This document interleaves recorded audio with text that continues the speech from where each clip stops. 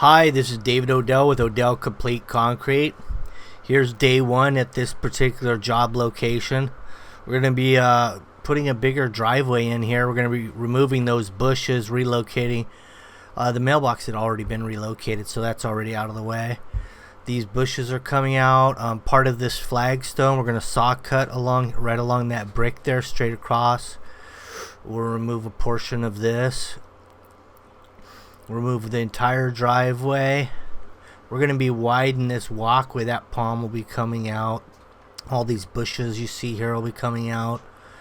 The bushes along the house will be coming out. We're going to do concrete all the way from that column right to the side of the house with the entry. It'll actually be widened, the walkway going through there. And everything's kind of going back on a slight radius.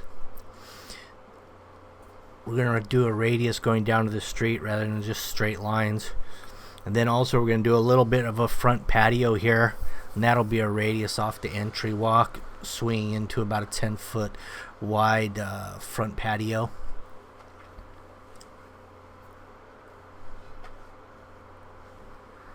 So we're just going to use a 60-pound electric jackhammer here. Break it up. I'm going to make some saw cuts. I got a 12-inch diamond blade there on that steel cutoff saw. And there's the cut. So we can salvage a portion of this flagstone behind the side of the house. That way the whole front will be the same. Because what we're going to do here, we're going to have stamped 1-foot bands. And they're going to be a small random stone stamped concrete on the bands. And then in the field, we're going to do another color, but it'll just be one solid color, and that'll be a broom finish with some decorative joining.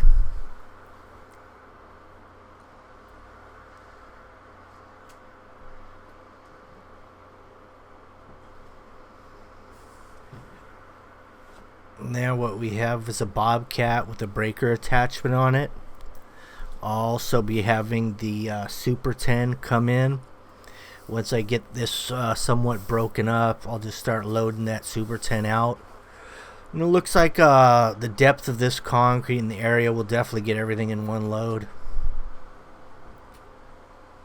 The bushes, of course, that'll go in the dump trailer because that's green waste. And that is a lot less expensive to dump as green waste rather than mixing it in with the recyclable concrete loads.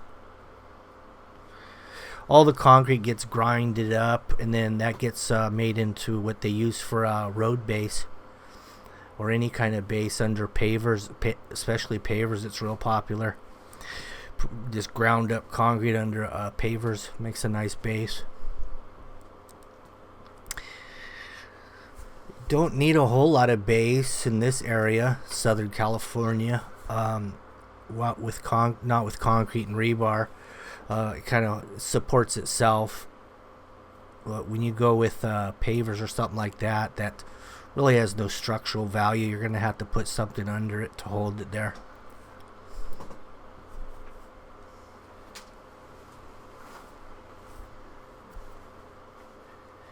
So this is the original driveway with this house, approximately 40 years old.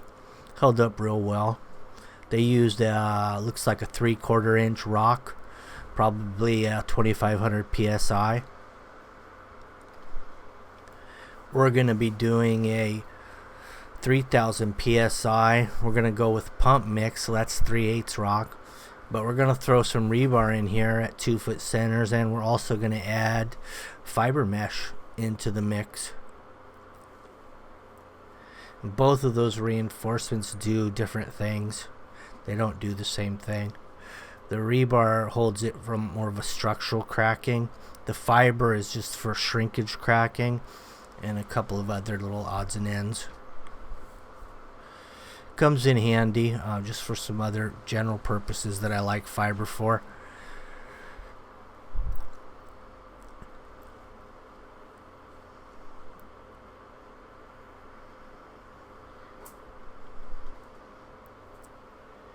Now we have a nice drawing on this. I actually had a landscape designer come in on this job. The homeowner was kind of unsure of the design. They just knew they wanted to redo the entire front yard, the entry. And so I went ahead and brought in a landscape designer that I've worked with for quite a few years, and she draws up some pretty decent plans, easy to read.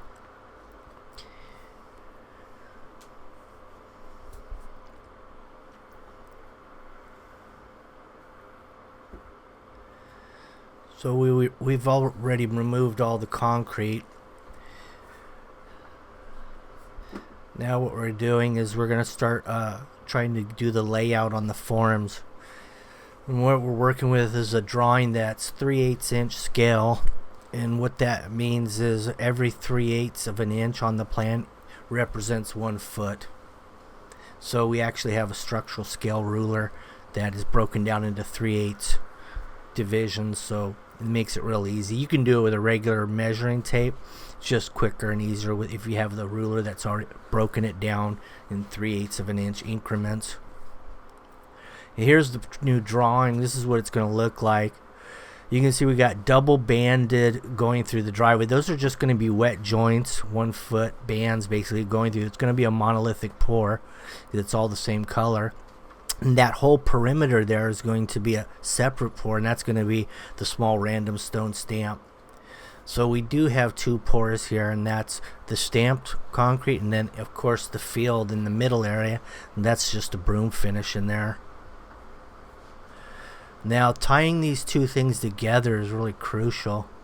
These narrow bands with the driveway, since they're not poured at the same time, they actually have a cold joint, meaning they're not connected. But we will be connecting them with some speed dowels in this particular case. Speed dowels is something I haven't used on any of my videos yet, but in this one it called for a lot of doweling.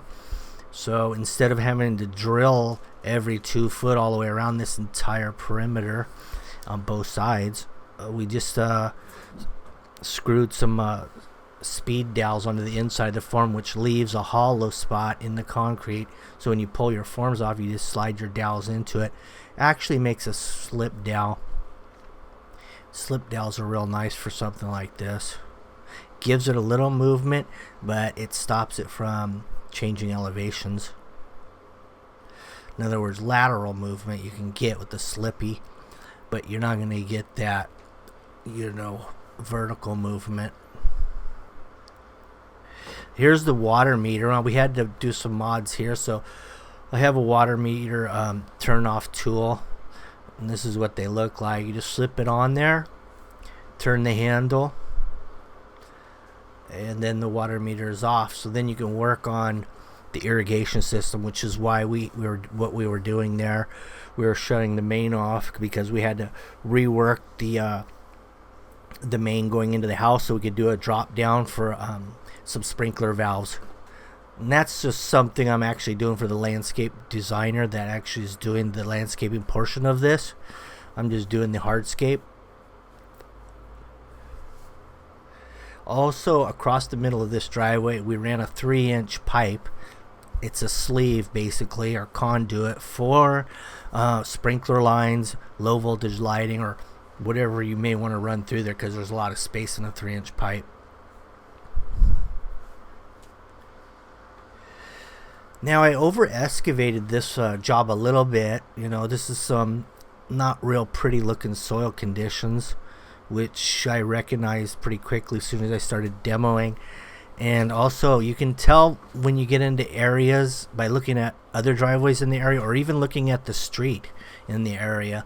And in this case, when I looked at the street and I noticed how cracked up the street was and in bad a shape as it was in other driveways, I knew there was probably a soil condition here that I'm going to have to deal with. So I went ahead and over excavated. I dropped in about 2 or 3 inches of some nice sand and rock mixture. It's basically a reject sand. That's what I like to call it. It's sand that you really don't use in a mortar mix, but you can use it. It makes a good base. So it's the reject sand. Now, getting onto this, what we're doing now is we're going to try to scale out the distance of this planter bed that's in between the entry walkway and the driveway. And you can see there's a slight curve on that.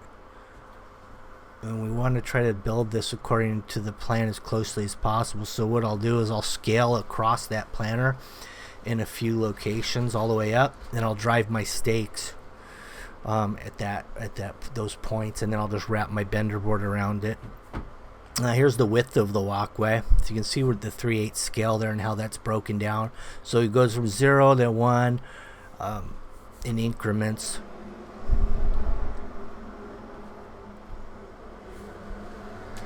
So here's the 2 points of that drive of the walkway here. Then the planter's on the left side of that line.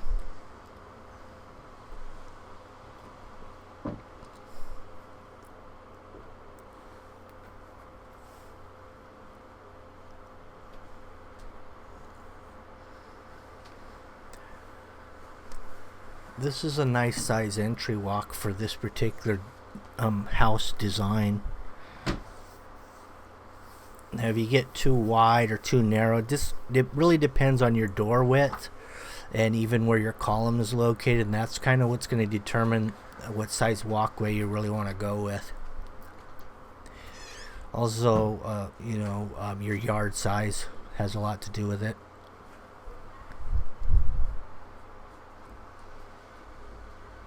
So that's 2 foot basically right there on the end of that planter width. See the 0. That 14 is working the other direction from the ruler, but you go this direction from left to right, the way this ruler is laid up. So now you're at 3 feet in the middle there. You want to disregard that 14 and 13 because that's actually from going from the other direction of the ruler. So you want to go the 0 to 2. That 14 is really a 1. Going in that direction.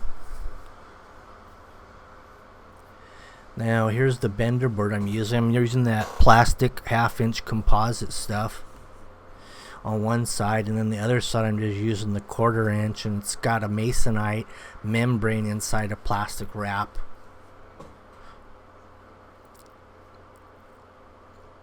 Though you can use a lot of different materials out there you can use, and you can pretty much get the same result with pretty much a lot of different materials, which just depends what materials you happen to have or what you have available.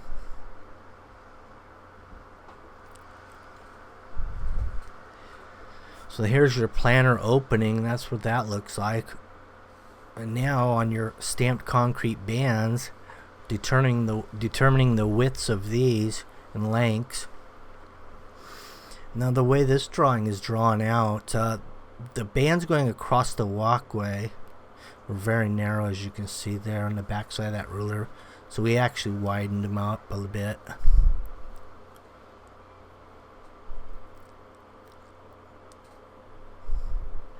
So whenever you're doing bands that aren't poured monolithically with the field concrete, you want to stay at least a foot on those. Otherwise, they're just going to come apart on you. You want to be able to get at least 2 bars running down all these bands. That's what's going to really hold it together.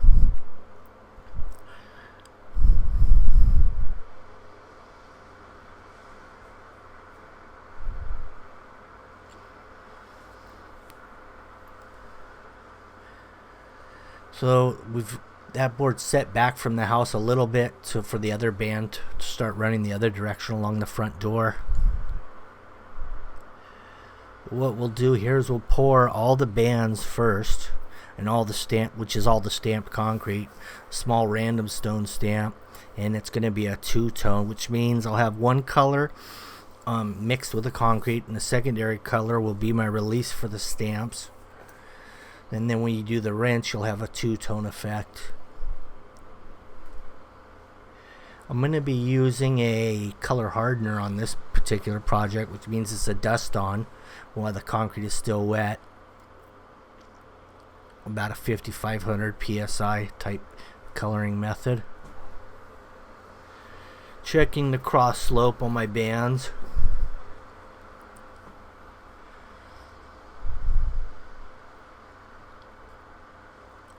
Now, if you wanted to get real tricky on something like this, if say you were on a slope driveway or a little bit of a hill, you'd want to just set the 2 outside perimeter forms and run a string all the way across to set those inside forms. That way everything would be on a constant slope in one direction. So here it is, and you can see a lot of air underneath those forms. That means it's probably 4 inches or deeper. Those 2x4s are actually 3.5 inches, so when you see space under them, it's more than 3.5.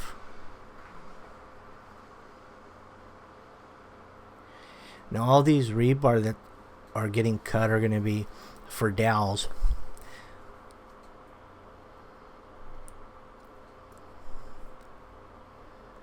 So we've got all the bands set up over here. There's a couple more bands going across that walkway, of course. Those aren't set up yet. We have the band in front of the brick column. We have the band going in right off the street. And this particular curb on this street is what they call a rolled curb. You can see that. It's much easier to pour than a typical L curb, because you only have 2 forms instead of 3. And you don't have to face anything. No stripping of facing. Everything's freehand. And your driveway approaches can go anywhere, and there's not a whole lot of thinking involved when doing those type of curbs. But here's the speed dowels right here. So we screw on a little adapter, which are reusable. Those red plastic sleeves are not reusable. They stay in the concrete forever, but they're hollow. And when the form comes off, you slip in the rebar and pour the concrete, pour the next pour, and now you've got something that won't come apart. You could even epoxy those if you'd like to, but there's no real need. So here's what we have: an 18-inch band here on the bottom. That's the entrance of the driveway. It's 18 from the outside of form, so what is that? That's 17 and a quarter, so that's about 3/4 of an inch thick. Now we have to measure a lot on, because that street's a little radius, so you want to measure just about at every stake to make sure you're following the street radius there. Now over here we're going to dowel in. I mean, we can't use the plastic speed dowels there because that's already existing concrete, so that means we got to drill to get rebar in those spots. Now we're using the speed ties, which means those wires are pre-cut at 4, 6, or 8 inches, depending on the size of rebar you're going to be using. 4-inch speed dowels is plenty for a couple 3/8 bars. Now, a good rebar buster will laugh at you using those little wires with those pre-cut wire loops, and they'll actually out-tie you just with a roll of wire on a belt. But it's nice for beginners using these loops if you don't do it a lot. Another thing nice about using the loops is if you have an air tire on your wheelbarrow, you roll over it, you won't get a flat tire on your wheelbarrow. So if you use a roll wire and you're just twisting and cutting, it's a lot of little prongs sticking up that you might get a flat tire on your wheelbarrow. Here's a sewer clean out. What we have to do, we're going to put a nice brass removable cap on this that'll flush out on concrete. So all you're going to see is the brass cap. Well, it takes a couple screws to remove it, but that's about it. And that's your ABS glue. These are 3-inch. The reason there's 2 of them, the way that works, one of those clean outs go to the direction of the house. It has a what is that? You know, it's sweep. Yeah, it has a sweep. On one of those uprights has a sweep towards the house. The other one has a sweep towards the street. So if you're running a snake in either one of those, depending on which direction you want to go, that's why there's 2 together. They do make some sweep tees that go both directions, but they're not as nice as doing individual pipes coming up with long sweeps.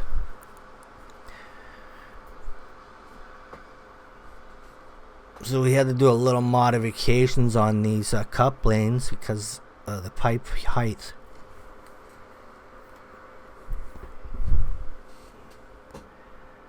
Nice thing about this, the plumbing and the concrete like this, once the concrete goes around it, nothing's going to move again, whether you got glue or not. I mean, those aren't going to come out when the concrete goes around it.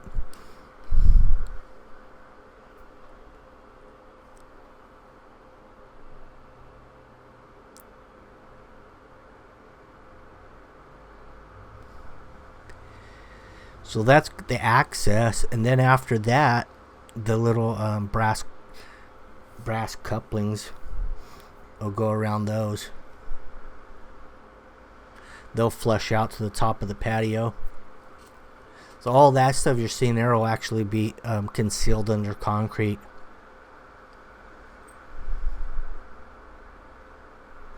The height right now is not real crucial, because you do have a little play with your brass collar that's going to go around it. That gives you about probably up to about a 1 inch of play of adjustment on your brass collar that's going to be going around those.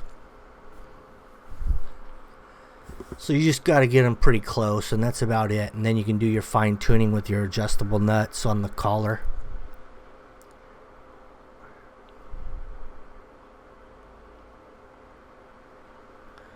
Now these don't have to be real tight. You want to make them so they're easy to remove if need be in the future.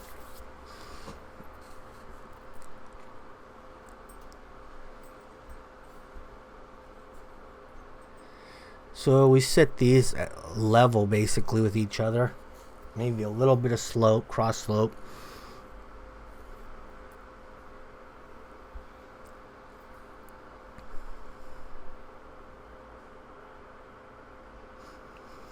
Here's the little pop out front patio porch. We just radiused it around right off of the entry walkway.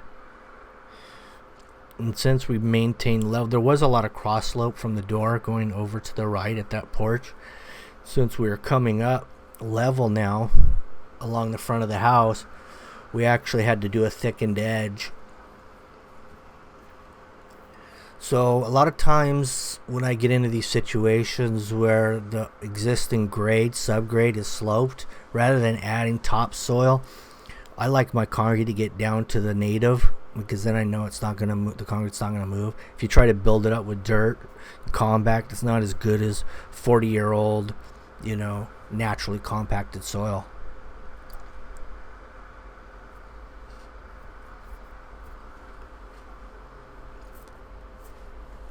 So there's all the bands going across. You can see the speed dowels. I have 2 speed dowels on each band on each side. Anyway, thank you for watching the video. Oh, by the way, we do have a Patreon account, and that's Patreon, Patreon. We're going to really break these down into more of a learning and kind of focus in on crucial topics for people that want to really learn how to do this stuff, maybe get a license and do these jobs for a living. So you may want to check it out on Patreon, subscribe to us there, and we'll give you a lot more information. Thanks for watching. Don't forget to subscribe. Have a good one.